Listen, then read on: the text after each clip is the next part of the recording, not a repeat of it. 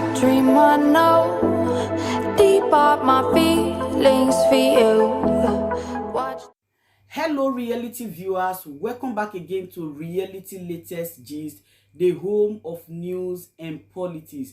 For this channel, we dey drop news every day and we dey react to every videos wey comes our way. And na reality news now we dey drop for this channel, and we dey also dey talk am as e be. If today na the first time we say you dey come across this channel, you are highly welcome. Thank you so much for stopping by. And if you are returning subscribers, I appreciate all of una for una massive support to this channel. I say may God bless all of una in Jesus name. Amen. I get video wey I want present to una this very moment, and I go dey follow una dey watch the video. After we don watch am together, make we drop our opinion constructively for the comment section. Like our videos and also share our videos if possible. Bye for now. And I'm very, very well today. I trust all of you are good. And it is very, very important that we talk about this critical issue today. I'm not leaving it tomorrow. There are issues to tackle immediately. I'll not leave it until the following day. And the news is that the Igbo senators today, headed by Senator Ike Ekweremadu, former Deputy Senate President, they had a meeting today and they were a consensus, they were a resolution. Of all of them, the one that is of most importance is that the Southeast senators, 15 of them had a consensus. Those in YPP, those in PDP, and of course those in APC, under heavy pressure. You know, this is for those who are feeling that the Monday sit at home doesn't have any significance, or that the governors and senators are not feeling the heat. The emergency meeting today is as a result of the pressure coming from the Monday sit at home. And Ike Ekweremadu was the person appointed to read the consensus.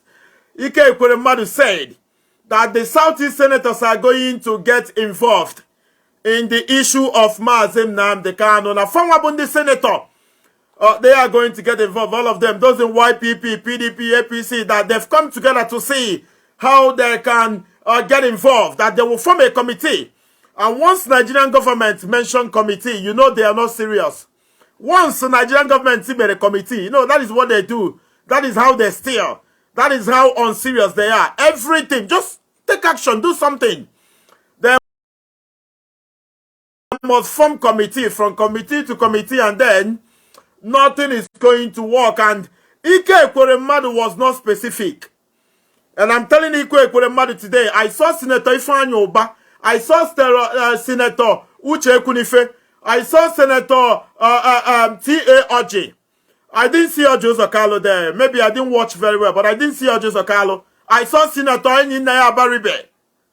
They said they are not going to get involved, but they did not tell us the extent, what they are going to do. Are they going to go and hire a lawyer? Are they going to go and lobby? We want to be directly talked to. Senator Ike Ekweremadu, start speaking in parables. Up to 50 million Igbo people want to know where we are heading to. That is why we sent you to Abuja. That is why you are representing us. We want you to read letter by letter, alphabet by alphabet. What we are asking all of you to do is to go to presidency and tell them that if they want you to continue to be part of the entity called Nigeria, they must, as a matter of urgency, order the immediate release of Maazị Nnamdi Kanu. The same Nigerian government, through Alhaji Sheikh Gumi, they go to the bush and they give billions of Nigerian naira to bandits. The same Nigeria pay Boko Haram money. I don't see why Nigerian government will not negotiate the release of Maazị Nnamdi Kanu. Senator Enyinaya Baribe, Senator Ojo Zokalo, Senator T.A. Oji, all of you. I didn't see Senator Rocha Sokorocha there. Senator Rocha Sokorocha wasn't there. I saw Senator Chukwuko Tazi from Enugu State. I did not see Senator Chimaro Kennamani. I saw Enyinaya Baribe. I saw T.A. Oji. I saw Uche Ekunife. I didn't see Stella Odua there. I saw Ifeanyi Oba. I saw Senator Chukwuko Tazi. I didn't see Senator Chimaro Kennamani. Any Igbo senator that was not there is a traitor. Any Igbo senator that wasn't there in that press release or press briefing by Ike Ekweremadu today is a traitor. Ike Ekweremadu, with all the respect in the world, we are not asking you to go to court or to talk. We are asking all of you to go to Abuja, go to presidency, and demand ka akpụ anyị isi akpọrọ Albat. Ịmasa ga-akpụ na isi akpụ Albat na ọkwa na-eje n'ime ọfịa eburu ego binye bandit ekwe n'aka. The next day, bandits are going to continue to kill people. They go to check out, they give them money, they continue to kill people. Mazi Nnamdi Kanu is not a terrorist. Mazi Nnamdi Kanu is only a freedom fighter who came in defense of his people at a time that Fulani herdsmen are ambushing, killing people in Benue, in Edo, in Delta, in Anambra, in Enugu, in Imo, in Ebonyi, and of course in Abia State. We must not forget Delta State. A lot of people died there due to the criminality of Fulani herdsmen. Host a watch party. Copy the link to your friends on Twitter, on Instagram. We are 1,000 people watching. And I'm going to be very, very excited if each and every one of us will click on share.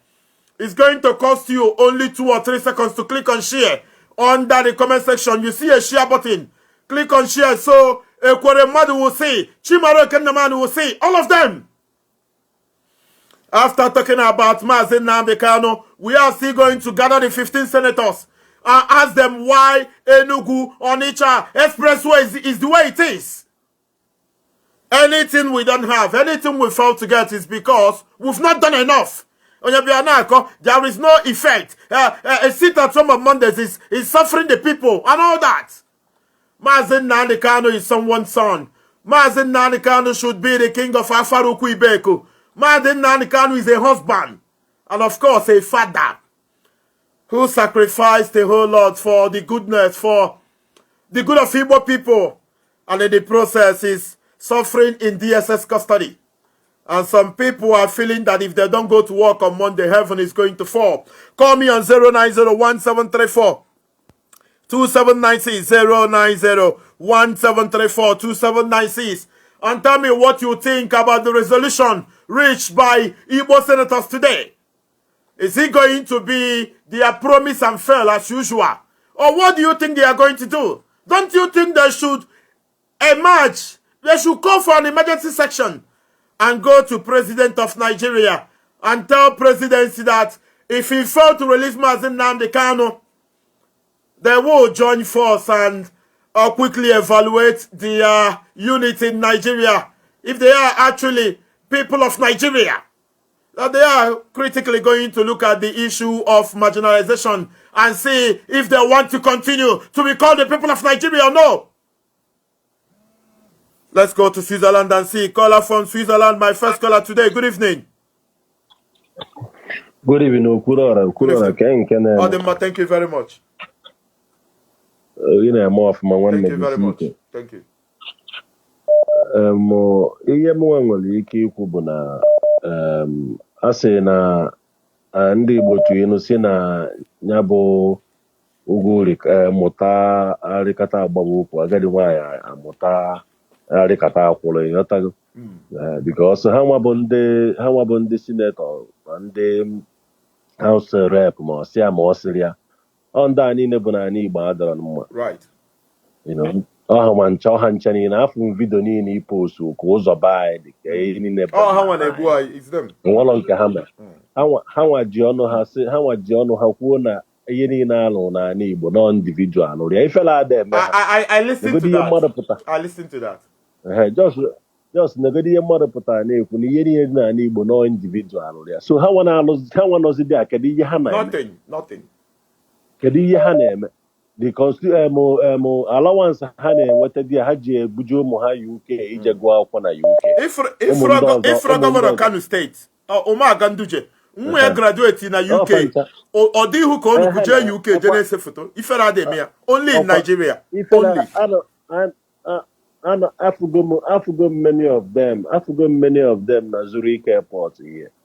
Ihe na-agwa ha most of that time then o tega aka you know when I was near that airport, I used to see them. Yeah, for her there. They are not that shameless, you know, very shameless set of people. So many we know them. Hancha no chana Europe eba. Thank you very much. Thank you very much, my brother. Thank you very much. If you call me, please try as much as possible to make it 1 minute, so as to allow a lot of people to contribute, because I'm not going to exceed 1 hour today. What do you think about the resolution of Southeast senators today? Why is Rocha Sokorocha not there? Why is Senator Obinnoba not there? Why is Senator Chimaro Kennamani not there? Why is Senator Stella Odua not there? Remember, every Igbo senator not present in that press release or press brief is a big traitor. Chimaro Kennamani is not there. Chukwu Kotaz was there. Ike Ekweremadu was there. Ifeanyi Uba was there. Uche Ekwunife was there. Tia Oji was there. Enyi Naya Baribe was there. Amamananda Abu promise and fail. But I'm going to give a little applause to those who were there to issue the press release. Those who agree that at least they are going to look into the plight of Mazen Nnamdi Kanu. And also urging IPOB to suspend the sit-at-home because things are changing. Ndiro IPOB na-egbu ndị mmadụ every Monday. IPOB, ESL anọrọ ya nwere na-egbu mmadụ. Enemies of IPOB, enemies of Igbo people are killing Igbo people every Monday. And they are turning the whole blame on IPOB. What do you think about the resolution, the consensus released by Southeast senators today? Ifeanyi Uba as well was there. We commend them. And do you think they are going to go to Abuja and ask the right questions? Or do you think they are trying to get Igbo people to mellow down, to calm down, and then they disappear as always? You know, these people are not reliable. One of them, Ike Ekweremadu, as a case study. These people are never, ever reliable. They are tricky. They can't do anything to get what they want, and then they are going to fail you. They never, ever, ever fulfill their promise. I am scared of these people. I am very, very scared of them. Let's go to USA, brother. Good evening. Good evening. Thank you very much. Go ahead. Straight to the point. Go straight. The topic of the program. I am not even the senators and you could bana. How we had I would want demand the Southeast and the whole Nigeria. They should give us. They should transform us and the kind from DSS dungeon to a correctional center where everybody will have access to him first. Number one. Yes. Then after that, then we will now have to discuss how to release Mazen and the kind because it's not going to just be easy. It's going to be easy, but it's supposed to be a procedure thing. So we don't have to rush it. They should transfer Mazen and the kind from the dungeon to a correctional center first. If they want us to stop sit at home, if they don't do that, they are talking nonsense. We will keep on sitting at home until we see our leader. It's really, since they kidnapped our leader, we haven't seen him. Thank you very much. Since they kidnapped him, they should show us. We want to see him. Thank you very much, my brother. Thank you. If you call, maintain 1 minute. It's very, very, very important. If you call me, it should be 1 minute because there are hundreds of missed calls already, and only other deny Albany to call me today. You deserve to have your voice heard by thousands of Igbo people in diaspora and of course at home. Brother, where are you calling from? Good evening. Good evening. Good evening. Oh, the Mebek is Abodogu. Or from Ivory Coast. Thank you very much. Abidjan, Ivory Coast. Go ahead, brother. Okay. I will not waste your time. If you are talking about suspending the shit at home, understand, these people just that can go this thing, let everybody. We know them, we cannot trust them. So we cannot trust them, brother. So they want to use it to bring us down. So as for now, we are going to watch them. After some few time, if they do not take any action, and we will continue the sit at home. For the sit at home, we will continue every day. That is my own opinion. Thank you very much, my brother from Ivory Coast. And I can assure you that Southeast governors, Southeast politicians, lose Igbo. And I can assure you, when you lose such control or command, I'm not sure that in this life they are going to regain that. Igbo people no longer listen or respect their political leaders because we've suffered enough For the past 50 years or so, Igbo politicians in Aruzo had Aruzo for 50 years. And in Igbo land after 50 years, those are the law. People are fed up. Nobody cares today whether you are a senator, whether you are in the House of Rep, whether you are House of Assembly, whether you are a senator, a minister, a governor, a local government chairman. People are fed up. And more people are beginning to kill in our line. I cannot continue a man who stole money meant for Enugu Onitsha Expressway. I cannot obey or listen to words of a man who allowed Abba to turn to a thing of mockery. I cannot abide by laws or rules made by a man governing a place as disastrous as Onitsha. What about Imo State? What about Ebonyi? I cannot live under laws made by people who are ridiculous. All of them are ridiculous. From councillors to governors to senators to ministers. All of them are not reliable. So our people should not go and sleep because Ike Ekweremadu released a statement. I've seen Ike Ekweremadu more than 2 times at Enugu Onitsha Expressway. Oposaja Ose picture. The senator of borehole. Ike Ekweremadu is a disaster. Ike Ekweremadu is a man who will build a borehole of 500,000 naira. With 10 million naira commission wire. Okporo bishop, okporo ndị obodo, okporo ụmụnna, okporo edia, okporo ụmụ nwaanyị na-agba egwu, okporo meeting ụmụnna, atọ canopy, eshie rice, eshie beans. A flyer from Abuja to commission a terrible borehole of 500,000 naira. Where do we go from here? These guys are not reliable.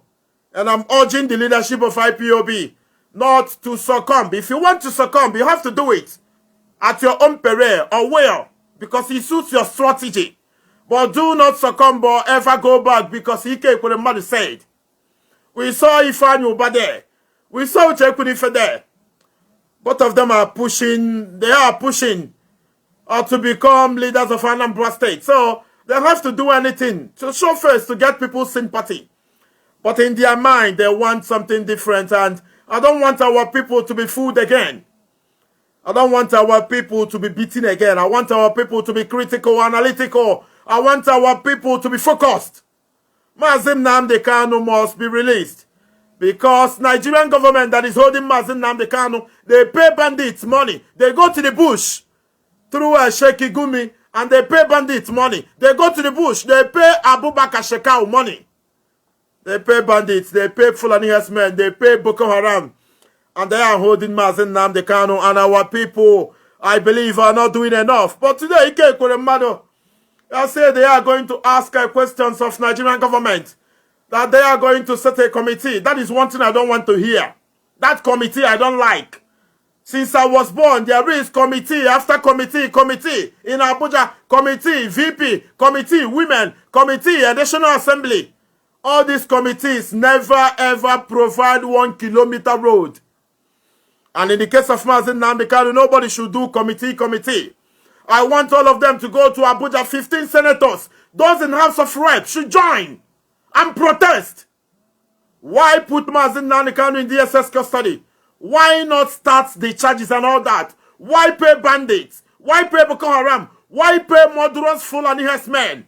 And then you put Mazi Nnamdi Kanu in DSS dungeon for asking that his people be safe and free from this unity forced so many years ago that never ever provide running water, a unity that never ever provided electricity.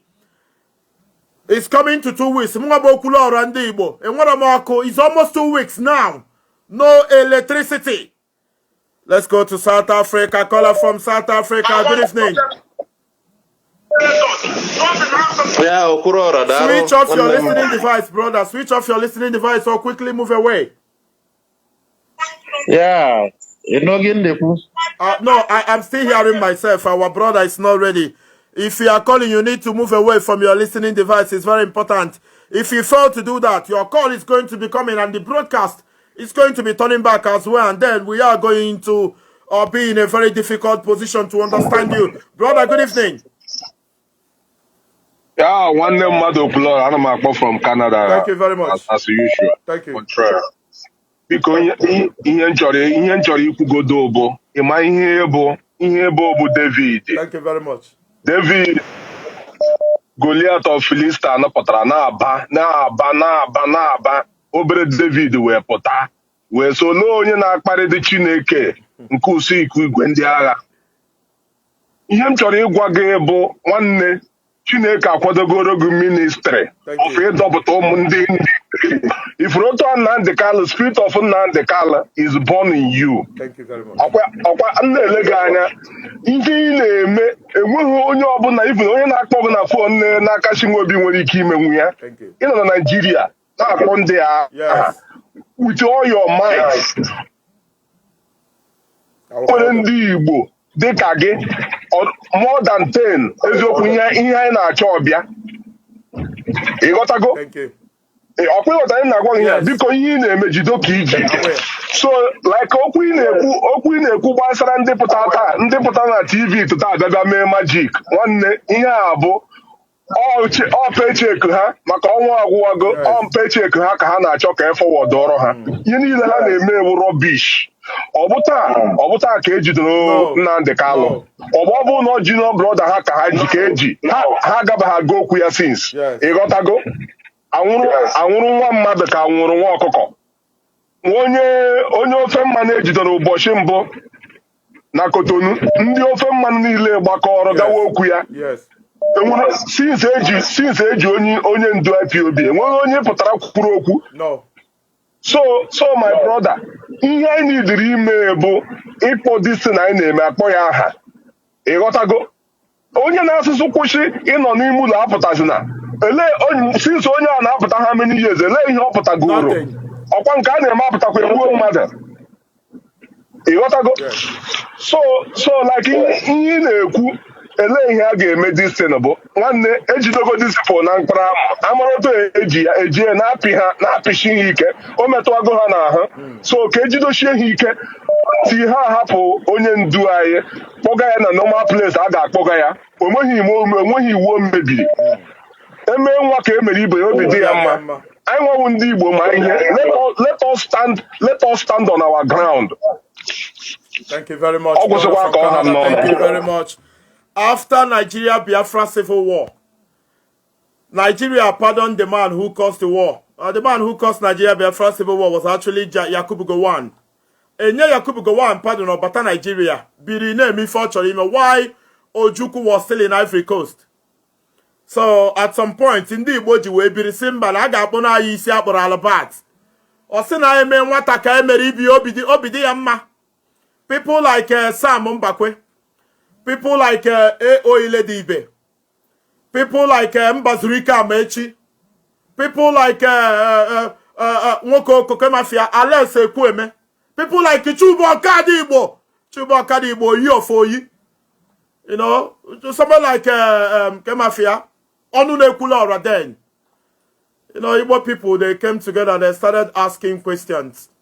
You know, they say, why would you pardon the man who caused the war and the man who fought in defense to protect his people is still in exile in Ivory Coast? Ndi Igbo Jibiri, you know, Ekene di Chukufa. Someone like Oliver the Kokwe. They started pushing on the then President Shehu Shagari.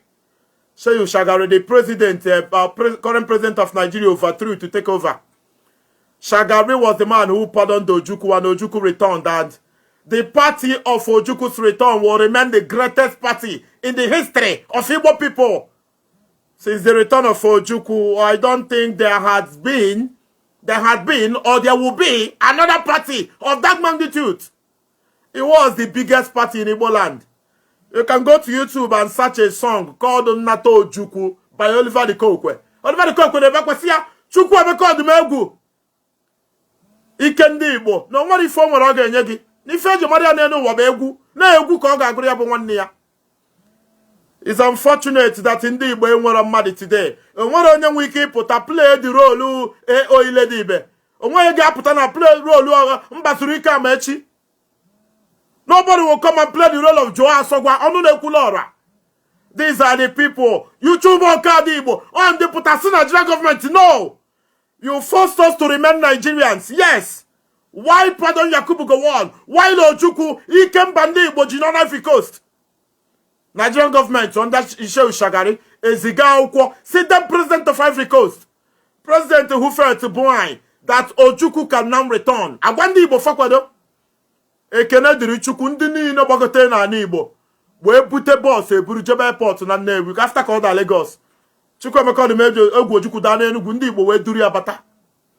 Nobody has the balls today to ask those questions. Why you get Jikwo bandit ugwo, ekwo Boko Haram ugwo, ekwo Fulani Herdsmen ugwo, ekwo Masin Nandi Kanu Bochie. Everybody today is about politics. Actually, you want to go to Senate. You've been in Senate for the past 8 years. What if you went to Ramiri, you went to Rako, you brought nothing. You want to return to Senate. That is the goal of all of them. Politics. You win election. You win election. You do not care about the plight of the people. 2 weeks. No electricity. And nobody cares whether I die of heat. Whether I struggle and die because I have no electricity. Nobody cares to know. The plight of the people. The aim of the people. The purpose of the people. They do not care to know. They never ever care to know. They will never ever care to know. But we need to rise up to the occasion. Caller from Sweden, good evening. Hello, Kulora. Onyamala Sweden, can dig one name or Dalum? No, one noise from Sweden. Thank you very much. One decision all if you were on Baragumba. And I'm one Igbo, because I made this decision so many years ago. Go ahead. One among Amen. My also yes, this sit at home must continue. Because you cannot in 10 billion naira every blessed day na Eastern Zone. Yet we have nothing to show for it. Can you imagine that? 10 billion, 10 fucking good billion every fucking day. Yet I nothing. Lockdown because of COVID-19. People stayed inside their home for 3 fucking good months. No food, nothing. Even the common palliative they had it. They didn't give anybody. Now, just one day in the week, people are complaining. Can you remember the Biafra? These people here for Kita, you can never trust them. Positions are the same all over. Our people are they can promise you to build. Our people are smart. They promise to build bridge, even where there's no river. They promise that there will be a bridge there. Forget about these people. What we believe now, if you want us to drop what we have, give us the one we hold on to. Other than that, I put it at home. Let them start something. When we see the effect, then we stop it at home. If not, I want all of them to go and protest the release of Mazen Nani Kanu in Abuja. How government not going to release it? They will pull away from Nigeria. My brother, could you imagine? He kept for a mother stayed almost 20 years in Senate. He could only afford to build borehole. Come on, build borehole. 200,000 naira. He's running for a governorship election in 2023, brother from Sweden. Thank you very much. And people are clapping. They are clapping shamelessly. Thank you very much, my brother from Sweden. Anybody that called, try to make it 1 minute. People, they move, go on. And the fun of Nigeria and independent, they move, go on. When you have a country, the first thing you do is basic amenity. What is basic amenity? Road, electricity, school. You build your hospital. These are basic amenities. You have all these things. Then you go to the extent of there are things we call capital projects, bridges, flyovers, international airports, seaports. These are things we call capital projects. After capital projects, you come to human development. This is what human development, training the people, using the infrastructures you have, both capital and basic amenities. Use it to build the people. After building the people, you start exploring. You go to the sun. You go to the moon. You study the sun. You study the moon. You go to the orbit and come back. These are the stages of development, civilization. The people you call senators and governors are daft. After exploring, you start inventing things. Iruba motor, Iruba bicycle, Iruba phone. You start invention. This is the stage that you see China today, Thailand today, Malaysia, Singapore, Hong Kong, South Africa. All of them are beginning invention. Ana Ruife, even Rwanda. Rwanda is basic amenities, low capital projects, may human development. Rwanda keta epidogi may invent.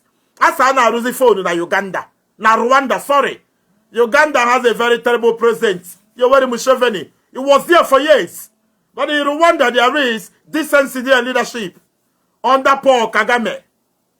Ndị baika na-arụ ụzọ, gọvanọ na-arụ ụzọ, Peter Obi na-arụ ụzọ, Ngige na-arụ ụzọ, Peter Willie Obianọ na-arụ ụzọ, Chimamanda Nnamani na-arụ ụzọ, Hope Uzodimma na-arụ ụzọ, Ikedi Hakim na-arụ ụzọ. At the end, there is no road. You ask yourself where they kept the billions of naira meant for those roads construction. Enugu Onitsha Expressway. People are suffering. As I'm talking to you, people are stranded in Enugu Onitsha Expressway. And it's past 10 p.m. in the evening. Due to the wickedness of thou same senator, Sunona Asigi, guys sitting at home, they are going to look into the issue of Mazen Nnamdi Kanu. Nda Ruru Enugu Onitsha Expressway, Iruru Onitsha Owerri Expressway, Iruru Enugu Port Harcourt Expressway. People are badly suffering. People are being killed. No employment. And you want me to believe your crap? You want me to believe that you are going to go to Abuja and ask a question of the presidency? Inyere m ọkụ, inyere m mmiri, inyere m ụzọ, unu ọgwụ anyị adịrọ mma. And you want me to believe that you are going to do something bigger? Unbelievable. There is a brother on the phone. Good evening. Oh, Kulora, one never there. Thank you very much. Abba, go ahead. Oh, Kulora, even here we're going to be on so far. I'm going to see you on yes, he's a partner. Later, you must have given the Kulora, Ngape Macross or Soko, Lotama Soko. I'm going to say, Ukula, Hindana came wish. I get you to get out to my here is not the car. Brother, in a kuni na pono toto nega manyo kuna gota. Ilu ebi neje sao kwe na takwe sao ko. One or toto na. Iti neme go pure water na. Chai. Cross auto. Only mass before get cross e gas so. A lot of again so. Every blessed day na pap. Every blessed day. Nde bora yego. No, thank you very much, brother. Sinaba. I'm one year as my personal politicians criminals. I'm my bread goes to Korezo. Are they not criminals? Obama only about what those are 10 billion naira over here, Tina, but is that person not a criminal? If you are here to justify what Igbo governors and senators are doing, you better go away because this platform is not where people gossip. People here are realists. We say the truth. Enugu Onitsha Expressway, I want to get more than 10 times. Somebody relay here, a criminal, and you are saying we shouldn't call them criminal. I should call them reference for the reference sister or what? I don't know, some idiots are here today and I'm never ever going to allow them to change my mood.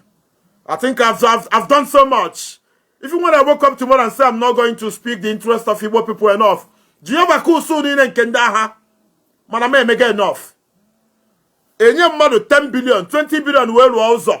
Oweri ati na akpa. Nne na nna gị na-eje Ọnịcha ha tọ n'ime mmiri. Ha nọ n'ụzọ for 10 hours. And you are asking me not to call the person a criminal. I should call the person onye ime enigwe nke atọ. Amasi. Our people are terrible. I don't know. Why? Not our people. Some of our people are terrible. Some of them. A lot of them are incredible. Caller from UK. Good evening. Okulola, good evening, brother. Okulola, let me use this opportunity to thank you very much for what you're doing. Thank you. You are doing a great job. Thank you very much. And you are brave indeed. Thank you. So, what I want to say, Okulola, Mazi Nnamdi Kanu jụrụ ndị Southeast governors. Say ha, ị na-asị m hapụ ihe m ji. Elekwenu ihe ị ga-enye m ka njide before, ma ị ga-enye m something ma ejide before ma hapụ ihe m ji. I remember that statement. Only that statement may have the plot or egbu. So, ndị asị na ndị na-mess it at home, self decision people take ebe NSAS entry. They actually manufactured propaganda talks to destroy that phase of revolution they did, and people decide, okay, now in the Southeast, because this is autopilot, nobody is leading them. They decide by their own conscience to stay in the house, and you are threatening them even in the house. And then there is, I said, in every action there is a fundamental cause of this action. the fundamental cause of the sit at home is the case of Mazin Namdekano. Yes. And hypocritically, these people are paying deaf ears to the fundamental cause of it. And you want to force tyranny and breakdown of rule of law on them. No, you can't succeed. Come to ask, just give me 1 more minute, please. Right. Just to ask a question about the money, the security vote they've been getting, all this money, they say, hey, sit at home is affecting our economy. What was that economy doing for them? Nothing. Now, if the government of where I live now say this, if you're doing sit at home or if you're protesting is affecting the economy, now I can understand, because if I have flooding in my house, they will come and replace all the, house, properties that I have. I have the council, I have the tax returns, I have anything I want, I have the medications, and I can say, yes, this country is working for me. I want the economy to grow. But they have all these votes, they have these allocations, allotments. What are the benefits the effect of that to the people? Yes. What they're actually crying for is, well, the money they are getting for themselves has somehow been, tampered with. This is just what And the election crying is coming. They are losing money. And they are losing money. Imagine where a governor say, if you did not open your bank, a private bank, hey, if you don't open your bank, they will close it for you. Look at a country where you have laws. You cannot do that. People you don't have the capacity and you don't have the fund. You didn't give them the fund. You don't even have any platform for even the masses who you are saying your economy is affecting, whatever. You don't even have a platform where they can go and borrow money to start a very business on a very low scale. Do we even have data? Do we have data of citizenry? We don't have. So we are not going anywhere. Thank you very much, my brother. Thank you, brother from UK. Thank you. Well done, my brother. Thank you. Nigeria is the only country where government doesn't have data of citizen. Nigeria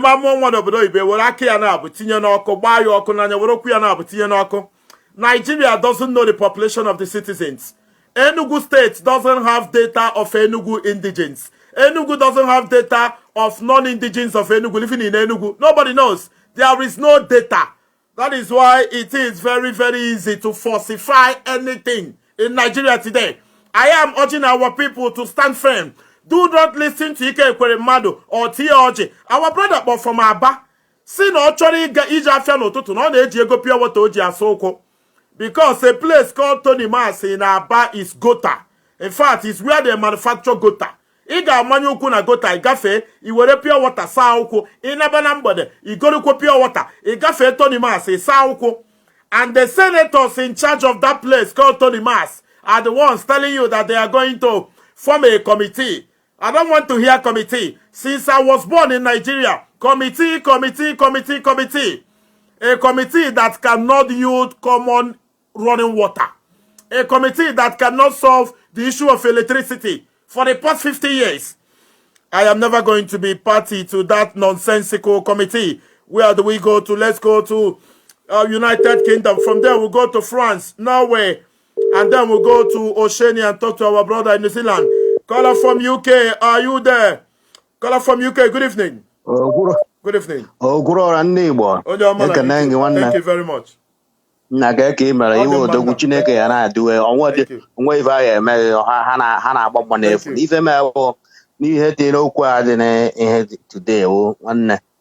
Ndị seneti anyị ha na-achọ ndị ha na-aghọrịkwa ọzọ ego niile ha na-ebutezi allocation niile ha na-ebute ka ebe ọ nọ ụzọ Ọnịcha Enugu Ọnịcha ịfụrụ ka ọ dị ha butecha achọwa ndị a na-aghọrị sit at home a dị mma ọ nwetezikwa ọfụma ọ dị ka main market alone ime ego na Anambra State na-anọ na dem market ede and on Monday bụ the most important business day Monday. Imagine ha na-lose billions of naira every Monday. See continue sit at home see continue let's continue. Thank you very much. I'm gonna detain I go serious. Thank you my brother. Thank you very much. I love your call. It ended in less than 1 minute and that unu ga agbanye fuel taa biko fuel ego fuel unye ma agwụna. It finished already. And tomorrow I'm going to talk about our brother who died in Indonesia. If I na bury ya I'm going to do that announcement tomorrow. Piko na umu Igbo, ndo obodo Igbo, ka happen do nota. Unu ga-enyere m aka na fuel. 2 weeks na enwere m ọkụ. Na struggle with data, na struggle with fuel. A liter fuel na Enugu na 220 naira. Iwe 4 gallon gba fuel 5,000 naira no na half ya. Due to na eri ya 220 naira instead of 160 naira before. Ndị no were sa na ere 250 no were. All the very difficult for me now. Bikonu. Onye chi igbanye fuel, ya deru message na WhatsApp. I'm going to be very, very happy. You write me on WhatsApp, nature is supporting with fuel or data. It means a lot to me. I'm going to say a special thanks to you if you ever do that. Bikonu. Call them Kaneku. Oh, thank you very much. There is a brother on the phone. Caller on the phone. Good evening. Good evening. Good evening. One day, Dalu. Thank you. Thank you very much. No, your call is not clear at all, brother. Your call is not clear. When you call, you don't necessarily need to greet me. When I'm just go straight to the point. Oh, Bikonu. It goes, but you go straight to the point. So another caller will come. Oh, Bikonu. Caller from UK. Good evening. Good evening, Okwara. Oh, no, my Canada. One name, Mado. My brother, just seeking all in. Thank you. Just seeking all in. Thank you. So, if I don't know what they could, but I hear no question. I can, my brother. Oh, see, I'm on Nabai, but now, Otubai is the guitar, no, my brother. But all the man, Otis, that sit at home every Monday. This is Maria, because someone you have the man asking you what they back what I can near no, yeah, had a back what goes in on a better paha. Can't tell you the back here. That in the yeah, but go hand they lose it too much. And they lose all the revenue how they generated from Ayanina and Zoom and the brother, Monday is the most important day of the week. So they are losing billions of naira. We like that. I like it. I'm Nigeria. On Monday, you get a bank on Monday na buy. Would be queue na bank na buy on Monday. You know, I don't know money go na on Sunday or Saturday. How much you queue got about 1 o'clock, 2 o'clock. So how they lose a lot of money. So yeah, I'm gonna know the route handle sit at home. How dry again, man. See how na more cano. I have yes. Because people go fed up. Yes. I don't know what you They should spring into action immediately. They should spring into action immediately. Thank you very much, my good brother from United Kingdom. If I'm telling you the truth. If now on our for Igbo politicians to come together and mention Biafra and mention Mazin Nnamdi Kanu, they never, in fact, it is one thing they avoid. The issue of IPOB, Biafra, Mazin Nnamdi Kanu, freedom.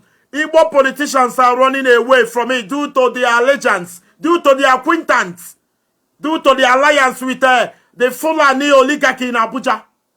You know, in Nigeria, it's believed that before you win any election, you must go to the north. I saw one guy, they say Valentine Ozibo, whoever he is running for governor in Anambra. He went to bow to Atiku, bow for Atiku Abubakar in Adamawa. Because he wants to be governor of Anambra. I've pinned my account number there. Those who want to support me, you can do that as well. Or you can send me a message on WhatsApp. And I'm going to reply as soon as I see the message. Thank you very, very much. Let's go to Indonesia. Caller from Indonesia. Good evening.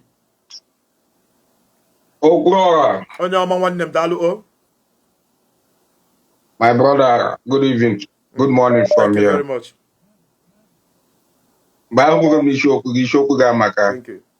Ema na ndị baa na-ekwu okwu ha sị idide nna nwere ya na-ebe ma iji shie ya ike ebe ahụ ọ na-ebe ebe ahụ ndị baa anyị ji ndị ma our people most of our people Abia State na Aba adịgo obi adịzi ndị mmadụ because ha ataghị afọ enweghị ebe ụzọ dị mana ịhụgo ebe otu keke ju na main road boys hapụcha business ha ga-abụ keke na-agba every day ha na-apụ 200 so all those things ndị moto na-akwụ nke all those money ndị a Brother, ma ndị na-ere pure water n'ahịa, ndị na-ere pure water n'ahịa na-akwụ gọọmenti ụgwọ.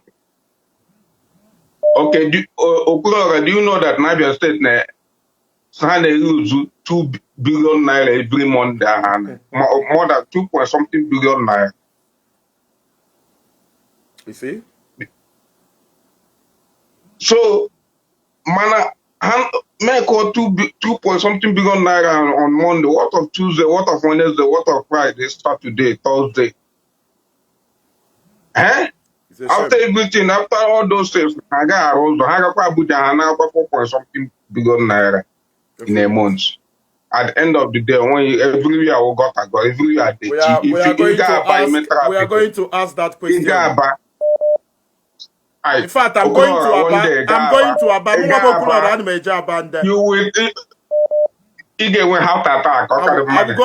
I will go to Aba. Thank you very much. I volunteer to go to Aba. Just say Enugu Onitsha Expressway. I'm going to Aba. I don't go my Aba too much. Aba Bogota, people na Tafofo and all that. I want to go to Aba and see for myself. I'm going to Aba. And I'm going to go there at all cost. Whatever. I don't care. I'm going to go there. If I Ozioma Kandezi, Ozi Chinekesim Kandezi Ifa. And I'm going to put everything on the line. I don't care the repercussion, the consequences, the after effects. I've thrown caution to the wind, and I did that because of my love for Igbo people. I don't understand in 2021, some of you be UK, Germany, Japan, Malaysia. If you go there 10 years, 20 years, they will be rock for 1 minute. Mwabo kula orandi Igbo, na ife na ako, generator kan na aso. Mecha program na mbanyo yo obere, ona akukwa 2 or 3 mbanya, kan we naru AC obere we la hola. This is what we suffer on a daily basis. It's almost 2 weeks, no electricity. There is no electricity, and millions of us living in the east. As I'm talking to you this moment, we do not have electricity. What did we commit? What atrocity, what crime did we commit against the leadership of Nigeria? Aya yogofa, oburi from Wi-Fi me sebahalai. And wait to regusi. Ndi na achi anyị mekweni akodimma. Ochichi obodo anyị mekweni akodimma. We've cried over the years. Aya sugude, aya etigo mbu, na sifa mo obodo akodimma. We are ready to rubbish the land, since they don't want to put the country in order, to put the country in the right direction and shape. We are rising, and if I die in the process, I tell you the truth, you don't know how determined I am. If you know me very well, I know how much I cry each time I walk the streets in Enugu and see condition of people. Each time I go to the hospital and see people there who could not foot their bill. You watch their children die, their fathers die, because they cannot foot their bill. They are from an OPEC country, a country into oil export for more than 50 years. They bring crude oil, they sell, they bring crude oil, they go there, they bring a finished product back, they sell, no money. The citizenry are suffering. They pay for everything. They pay for electricity. They don't even have electricity. They pay revenue, common road, school, hospital. Nothing is functional. Let's go to Lagos and see. Caller from Lagos State. Good evening. Oh, there is another caller. Brother, good evening. Hello, Kulola. Good evening, brother. Good evening. Thank you very much. Okay, so Abidjan, we're not one more. Go ahead. Yeah. Kulola, ya na gwa ka Chineke na n'igwe we na agbago ume. Thank you.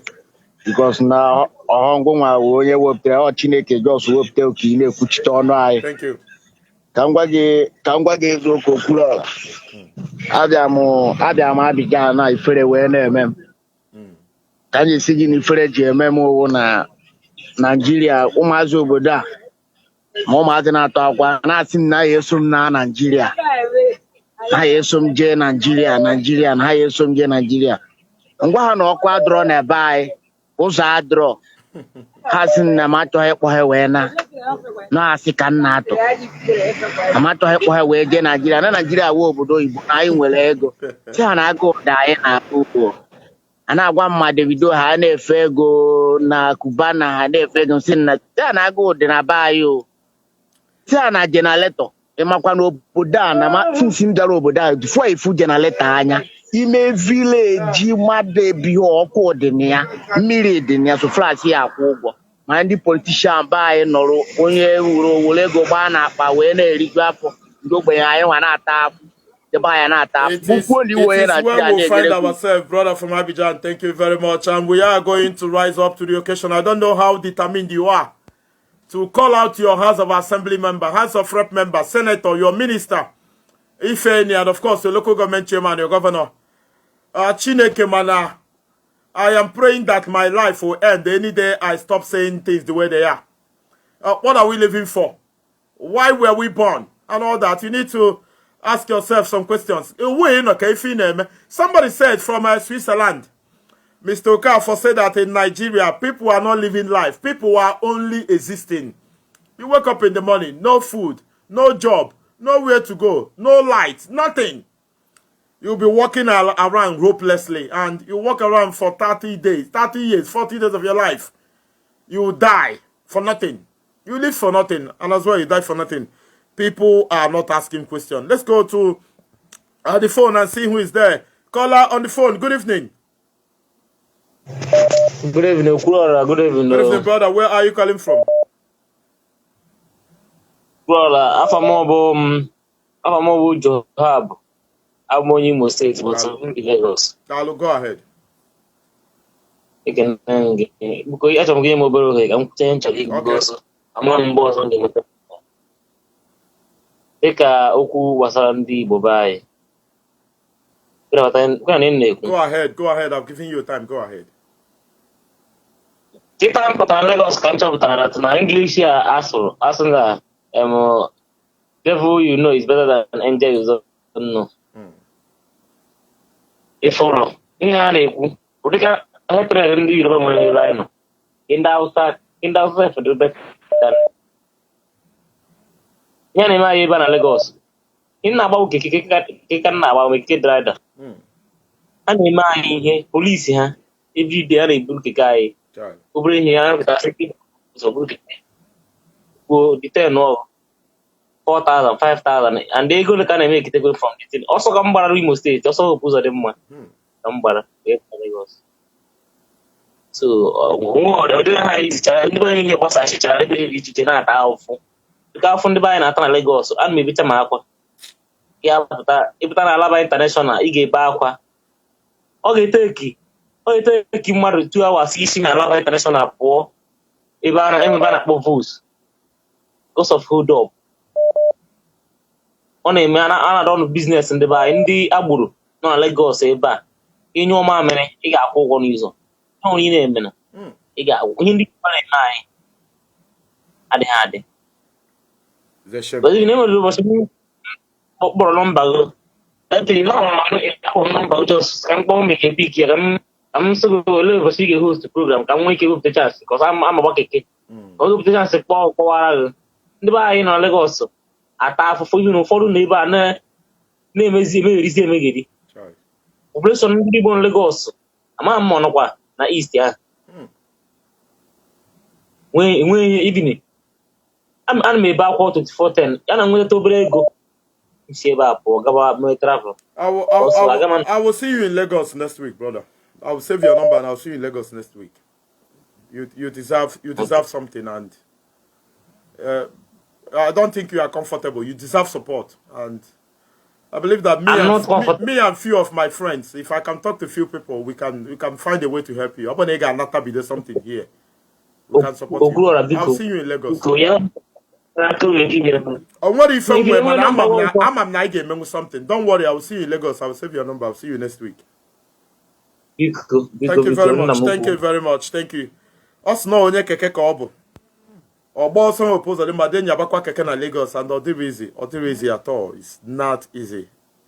And you can understand. Let's go to USA and say there is a caller on the phone. Good evening. Good evening, sir. Good evening, Okuroli. I'm from Wichita, Thank you very much.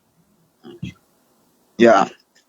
biko asị m ka m tito ọnụ ihe a na-ekwu ihe na akpọgidego kpọgide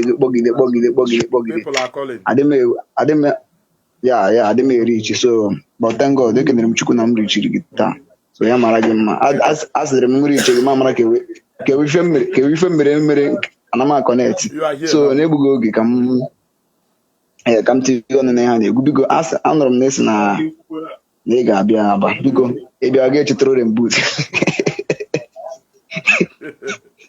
biko ịbịawa biko chetara ore mbut biko eziokwu nwanne ịbịa na Aba ị ga-ebe akwa ama m ka ewere ebe dịka azin ewere ebe Aba ka mma ebe Aba you go share tears ị nọrọ n'ụzọ ị ga na-ebe akwa ndị baro a na-ana ndị baro ego ndị pure water a na-anaghị ego no road ndị mmadụ na-anọ n'ụzọ complete 1 week erube Port Harcourt from ishi Aba jebe Port Harcourt ndị mmadụ na-anọ n'ụzọ complete 1 week they never reach ordinary Port Harcourt here due to hold up ndị mmadụ na-ehi na main road container na-ada Chineke my brother eziokwu ka m na-agwa gị ihe a na Aba dị very mess up enweghị wo total mess up I'm going to condemn mma nọ n'ime gota na-eme live video ife ọ ga-apụta ya pụta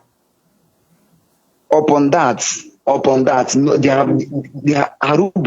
arụbere ndị mmadụ ụzọ ha na-akụ afịa ewere personal video sendere gị ha na-akụ afịa na-emebisi ife ndị mmadụ people are suffering everywhere no place in Aba no place a single place enweghị single ana m Aba I live in Ariari ana m agafe na Ariari no place ị ga-agba ịnọ echi Aba na-aga Ariari you spend up to 5 hours ị na-aga just ordinary to hold up no place so ana m support sit at home I'm supporting it because ike agwụgo anyị adịla frustrated even ogo nọ 1 week na anyị dị radio ike agwụgo anyị people are very tired. Thank you very much my brother. Thank you very much caller from Aba. Thank you very much. Thank you very much. Caller from USA, are you there? Good evening. Yeah, good evening Okulora Kekwan. Thank you very much. Okay, biko ihe na-eme dị mma ịghọtago Chineke gọzie gị ebe ọ dị ukwuu so m sị ka m contribute gbasara ihe na-emene makwa ifụrụ mpụta ndị gọvanọs na senators pụtara ihe a na-achọ ime bụ ha chọrọ ideceive anyị ịghọtago now they have seen it that na election elutebego nso. So what they are trying to do now is to tell people to call off the sit at home order. Yes. Sit at home, so many people also know on autopilot. Yes. So how kita na patago say that na they want to contribute kamalo ihe yeme basalo nande kano. And the MC kamjilo hela agwande banyebo. We should not listen to them. When we started this sit at home, they told us that now we go tire.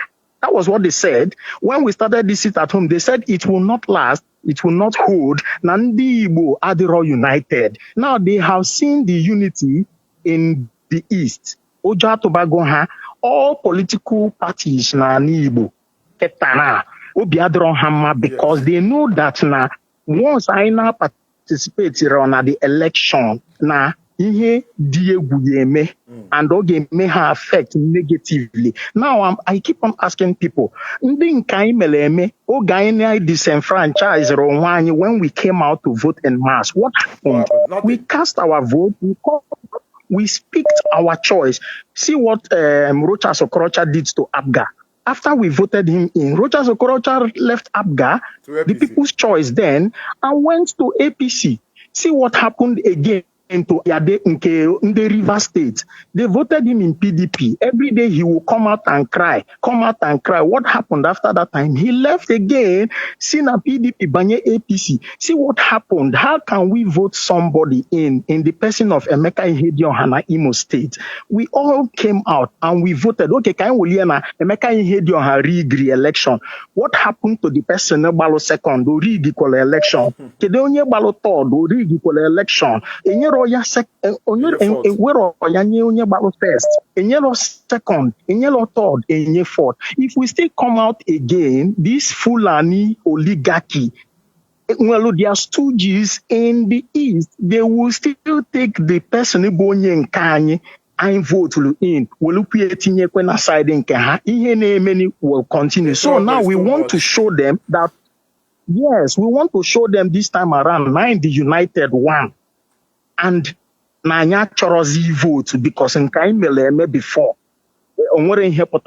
So if they like, let them go and yes, let them go and release him and the cano. If they don't like, let them leave him there. When they do we that, have we'll taken our then listen to position. them. Once they call for release of Mazen Nnamdi Kanu, we'll start listening to them.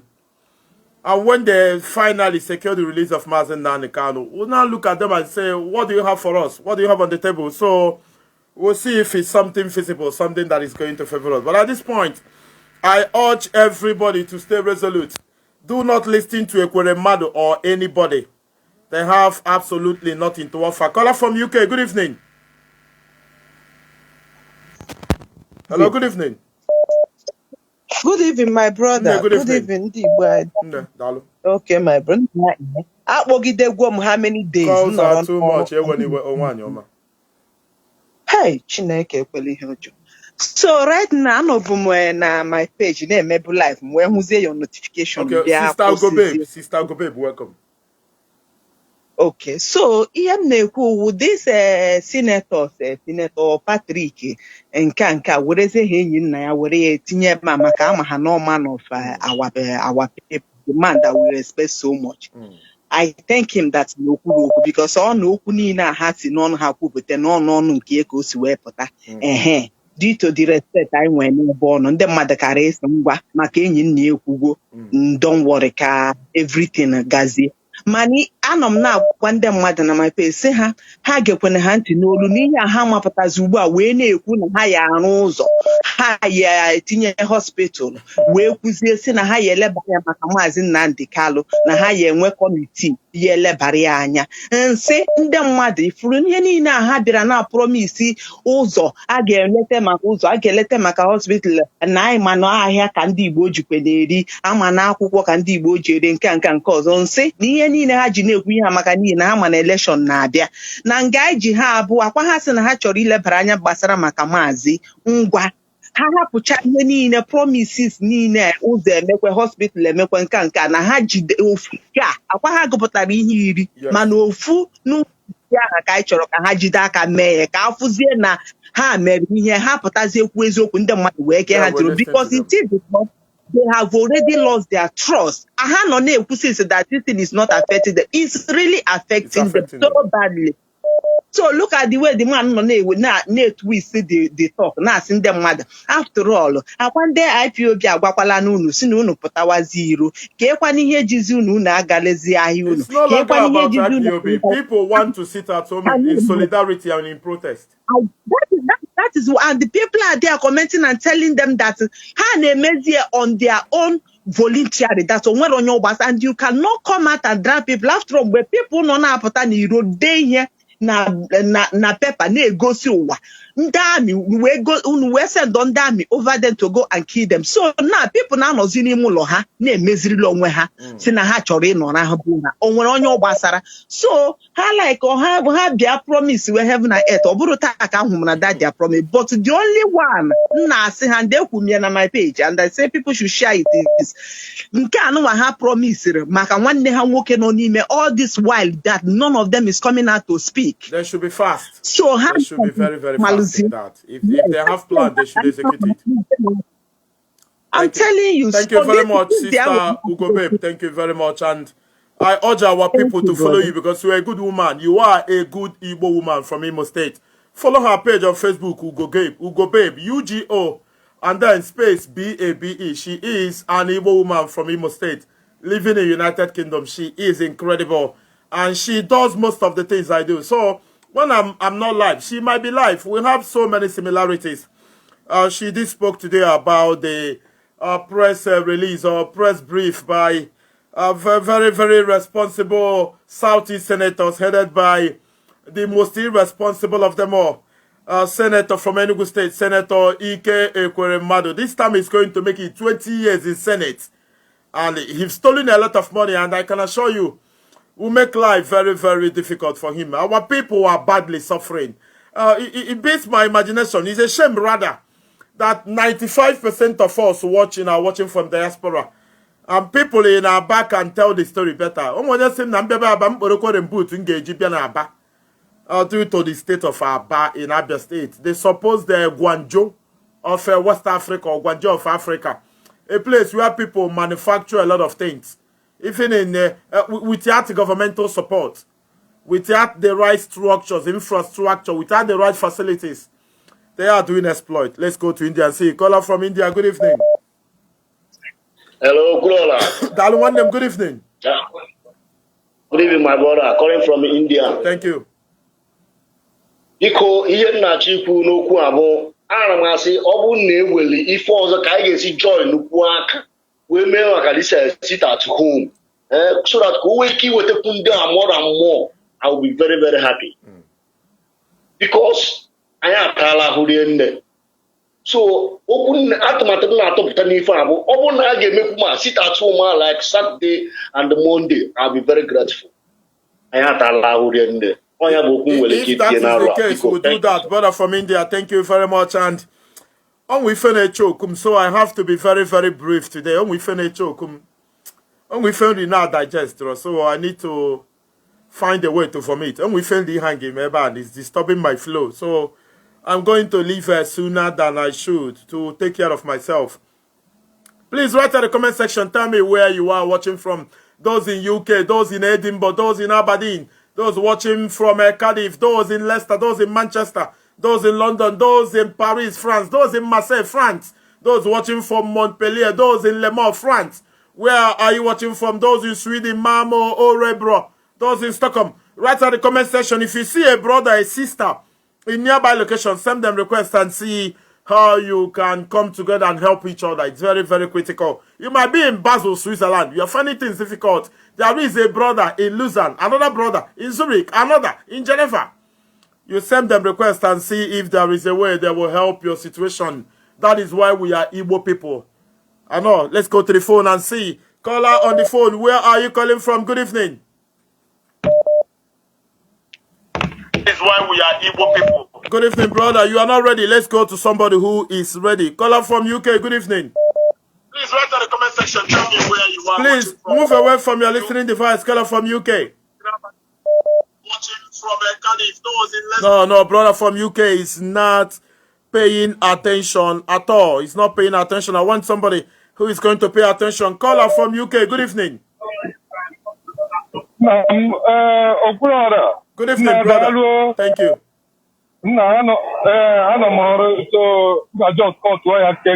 Okay. No election in Anambra State. There is nothing. That's why I broke one mugu. I did the alpha. Until I need to continue until I have if not, I'm a election. If you can you endorse there for my Thank brother? You very much, my brother from UK. Also, no, all about go cheap was something there. Caller from Switzerland. Good evening, brother. Hello, good evening, Okuroha. Good evening, Wandem. I'm calling from Switzerland. My name is Ezrika Ogotem. Thank you. Okuroha, Biko, asking Kamjo, this thing at home, and when they keep at Friday, can on a man because now one day, and you will keep me Friday. I'm ready. Order of Naka is depends on the leadership. Order of Naka. And we're little power. In fact, more power. Kayo mona kai wure ku ofu was ad ku ye ka oje so ha na ofu a ha kana want to that is why ha kana ha to be me anything ozu abo na I ga fu na owo mgbe e bra me ye Tuesday da me sit at home for nde wure bu be na be mazi na de kal o da ka ha to ku which means na 2 days ga ka metuta ha na ho ana ma yo mona I get one day at least Friday ka oje so ha ho I believe na ha ga Thank you very much, my brother from Switzerland. Thank you very much. Also say, the call one more day. You know, freedom is very, very expensive. So whatever you put to get freedom, I think it's worth it. Caller from Lagos, I hope you are there. If you're not there, we'll go to Libya. Caller from Lagos, good evening. You are not there, we should go to Libya. Caller from Lagos, good evening. Good evening. Good evening, brother. Thank you. Thank you very much. After oge m fọrọ the video ndị ase ha na-represent anyị enegide m dịtị m anya enwere ezigbo mmadụ m furu die sọsọ abalị bụ somebody nwere awa interest nọ die ihe niile aha nọsi ebe ahụ ndị ebiri m azụrụ very well nne Ifeanyị bụ afọ ya ahụ alone agwaghị location nọ ya n'afọ ya aha ị ga-asị ka egbuwa ya afọ ya ahụ immediately aha ka ọ bụ nke gara Germany iri ju ya nke nwaanyị nke na-eyi sọsọ gold ego agwaghị gold na ọ na-eyi n'ahụ ị ga na-asị criminal ọ na-agba gold worth 20 million once. ọsọ ahụ ya niile aha gold and ihe niile abụ ego allocation na-abịa ndị ọ na-eri sọ naanị ya ebe anụnwa the worst place in Anambra State bụ ebe Amansi ọkwa uche ekwurife bụ the senator mmiri adọrọ dị ụzọ adọrọ ha na-anwụ gonorrhea ma ọya mmiri niile na-egbufa ma typhoid ọ uche ekwurife enwekwana ihe ya gbanyesa ya na o nwere ego ọ ga-eji eyi gold wee dọwa n'ụzọ that is enwere nke nwere trace of human being nọ there. So for me, my brother, ihe a ifo ha na-eme ụjọ and another thing bụ asị gị na committee ihe ọ na-eme committee forget about it. Enwere isi. So for me, ọ ka mma ha na-eme ejigo Maazị Nnamdi Kanu for so many months. Ike Ekwere mmadụ is not telling and he was not definite. Ọ na-akọ rubbish. Ọ na-agba okirikiri. It was not direct. Ihe ifo hapụta na-eme na abụ nwere ike eji njago ha na Abuja ha jọsọpụta mee ihe a ka ọkwa na enwere ihe a na-eme ha ditime hit n'ego ha enwere ibe ha ji azụ ejo ọwụkwa na even if Nnamdi Kanu ga-aka ọta okwu enwere isi adọbụlọ the sit at home. That is only Thank you very much, my brother from Lagos. Thank you very much. It's a shame that I'm going to be short today due to some discomfort that I'm having, and we are going to continue tomorrow. I need to quickly examine myself and see how I can feel better. There is a caller on the phone. Good evening. Yeah, my brother. Good evening. Good evening, brother. Where are you calling from? Okay, Charles, calling from Ikeja. Thank you very much. Go ahead. Okay, Bigo, I just want to come in from this angle. Okay. You know, this agitation, ndị Yoruba na-emekwu nke a na Lagos now. When they caught this guy Sunday Igbo, Sunday Igbo, you see the way the Yoruba elders rally around that guy. Even Obasanjo them and some Obas has to rush down to Benin Republic to stop them from bringing him home. And now the Abba Kyari was indicted from FBI, US. The Fulani ministers in a way born I get set up panels, of inquiry, blah blah blah. Just no delay in a way, but the guy naga. And the case is dying down now. Nobody's talking about Abba Kyari again. The Fulanis are standing on the ground, so they want to men jide the guy. But they did not the calendar and he put nonsense now, but I won't catch you cook. Odulu word la hake nwere na ha wala because ha chọka abịa tụọ vote. Yes. One ya gara ndị ha niile wụ ndị ara. We will not. Ka ịhụ ndị ọwụ age na mmadụ ma ha at that age ha niile ụcha fools. Onye gekwara ndị ha ntị. I will not. Onye gela ha ntị one vote ọbụla na go again. In fact, I need this leadership actually na data Igbo. Onye ọbụla n'ọrụ onwe ya ka hapụ ebe ahụ ụtọ ga. Thank you very much, my brother from Ikeja, Lagos. Thank you. When I come to Lagos, I will be very, very happy to meet our people in Lagos and at least have a handshake. I shake all of them for all the incredible things they've done in my life. All of you are amazing. I love you so much. Good evening, brother. You might be my last caller today. Good evening. Okay, good evening, Okurora. Ademma, thank you very much.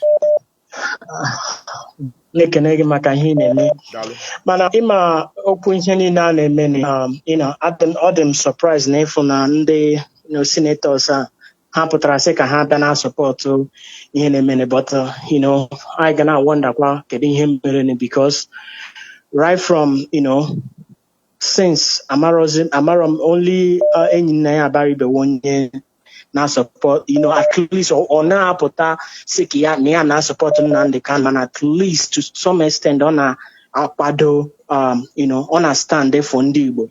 Mana ihe ọzọ m chọkwara ikwu na ịma this stay at home. I'm not support here. As always here, because without it, I get go na yes na the unity is there. And Igbo when you keep stand there by it. Man, again, I know they were cautious. I got consider the negative impact, because owuro ima ije na Onitsha na afia obna na Onitsha yafu ndị ji ego nwere ike stand when they say yes, or even self or 1 month self, he need reach afia man again nwekwe ndị ọzọ ahịa consider kwa ndị na ndị nwere ịfụta n'ụzọ like this yafu ndị na-ere pure water ma ndị na-ere ife ọzọ ndị mama ma organic. So ihe ọbụla anyị na-eme ka anyị na-ejikwa isi anyị na-akụ isi anyị na-akụ kedu. Brother, no law is unbending. After putting a policy, after a while you re-examine. Abuna will go to twist or changes. You can change your policy. Yes, that's on him. I consider that one. Thank you very much. Let me go to the phone for the very, very last time. I'm not feeling comfortable, so there is need for me to go. And tomorrow we'll reconvert. Tomorrow, I'm going to be home tomorrow on time, and we are going to reconvene. Where do we go to for the last time today? Let's go to Libya and see. Caller from Libya, good evening. Hello. Good evening, Okurora. Thank you very much. I'm Napo from Libya. Thank you. Yeah. Program again, Amaka. Na he my brother. One on Wednesday. Ne pray. No buy a correct. I just can no kunu more because he and done my abanya mini. Come if buy no Okurora. He did 5 dinars. Na Libya no mean 5 dinars na each about fuel ever na 5 dinars now getting close to 40 something liters of fuel. And that 5 dinars now we're by 500 naira. Jesus 500 naira nego Nigeria. Jesus Christ. If we so everything on that in the contract for Nigeria would I say in a suffer the citizens. 500 naira now with 2 liters of fuel. And then my name is fuel I miss also we better. Okay. And ebe na fuel ebe na da abụọ na fuel na abụọ na ọwa asị fuel ebe ekupe kita na dese ebe ti chifu oga achọtụ yọtago na Libya ebe na and ịbịakwa na ihe akpọrọ gas ebe this a big gas cylinder ndị ebe na-ego nnukwu ego ịga na the company gị gbe kita na ya gerechi gị ewu 2 naira ka mkpọme 2.5 dinars ahụ ebe 250 naira nego Nigeria. This is a big gas bomber and a host, So that country, he just the upside down. Or came bomber via this country. Could you believe say came by 2015 on this country? I could be the walk for 1 day. And then a walker. I am and even okay, if we're gonna even dirty, we show Bolombo like gonna be able dirty. I could better go dirty for 1 day for 2015 no bro this country up till now. My brother, thank you very much. My brother in Libya, thank you very much. Thank you very much. And thank you. Those who want to support me with fuel and data, I pinned up my account number there at the comment section. I'm going to be very thankful. Or you send me a message on WhatsApp that you want to support. I'm going to respond as soon as possible. Thank you very much. On a day we are reporting that Southeast senators, they had an emergency meeting due to our consistency, our perseverance, our one voice, sitting at home every Monday. And we added Tuesday due to remembrance of those who were killed on 14th September 2017 in Afaruku, Ibeko. And according to speculations, Southeast politicians are losing billions of naira every day because of the civil disobedience, the autopilot adopted by Igbo people every Monday. And they say they are going to look into the issue of Mazi Nnamdi Kanu. They were not direct. Mother was talking in parable, sort of. We want to know what they want to do because we are the people they govern. We are the people they represent. We are the people that sent them to Abuja. Without us, they would not be in Abuja. So they should take an urgent action. They should take drastic measures. All of them should go to Abuja. Sinda Abuja office up Alibat. If you can pay Boko Haram, pay Fulani herdsmen, give Fulani herdsmen land, pay bandits money, they come back and kill people, you pay them money. Mazen Nnamdi Kanu shouldn't be in DSS custody. I am Okulo Randibo. Good morning, good afternoon, good evening. Chukune memma aka na-ebu aha. Jehovah kusu ni na nke ndị agha. Onye ike niile dị n'ọbaka ya. Anyị na-ebute onye isi IPOB bụ Maazị Nnamdi Kanu. Onye isi Biafra, onye ndu Biafra, onye ndu ndị Igbo niile. Anyị na-asị ka ị nọnyere ya. Anyị na-asị ka ebumnobi gị mee n'isi ya. Anyị na-asị gị ekwena ka ọ dị ya. Anyị na-asị gị ekwena ka ọ daa. Anyị na-asị gị bụ onye kpọrọ ya ka ị nọnyere ya. Ịdị ya agbanwe, ịdị ya harịpụ. Isi na ụkwụ agaghị akpọ onye kwenye na gị. Isi na ihe ịma anyị ya dị eme. Isi na gị bụ amama amasị abụghị na ọ gị bụ onye ji okwu ọnụ ke ụwa. Anyị na-asị ka atụmatụ gị, ka echiche gị, ka ife niile iche n'isi Maazị Nnamdi Kanu bịa na mmezu. Anyị na-asịkwa ka amara gị bụrụ ihe ga-eso anyị n'abalị ya. Ndị nọ na Amerịka, ndị nọ na Tunisia, ndị nọ na Morocco, ndị nọ na Libya, ndị nọ na China, Taiwan, Japan, ndị Australia, ndị Canada, ndị El Salvador, Puerto Rico, ndị Pakistan. Anyị na-asị ka ị nọnyere fa ma elufa amara Jehova n'isi. Jehova ka usi niile nke ndị ahụ ebube eluigwe. Anyị na-asị ka ihe ọma mee na ndụ anyị niile. Ana m asịkwa ka ị metụ m aka nsọ gị. I want to feel better tomorrow because I'm uncomfortable now. But akpọgo ngafa, kpọkọ gafa, tụọ gafa. Kpọgo onye kere ụwa, agbanwe Jehova n'isi. Jehova ya wee Jehova sikenu. Adonai. Isi na ị na-ara ike otuto, ana m etu gị afọ sị gị bie m aka n'obi, bie m aka ebe a, bie anyị niile aka. Metụ anyị aka ebe ọ na-akpa anyị. Ka ọ dịrị anyị mma. Chineke ndị niile na-achị anyị bụ ndị gọvanọ na ndị senetọ, ndị ameme nwere ọkụ, ndị ameme nwere ụzọ. Ndị aji ego Enugu Port Harcourt Expressway, ndị aji ego Ọnịcha Enugu Expressway, ndị ji ego Ọnịcha Owerri Expressway. Anyị na-asị ka ị were ọkụ, were iwe, were ọnụma. Gị nwa bụ Jehova ji okwu ọnụ eke ụwa, were go ji okwu ọnụ bibi ụwa.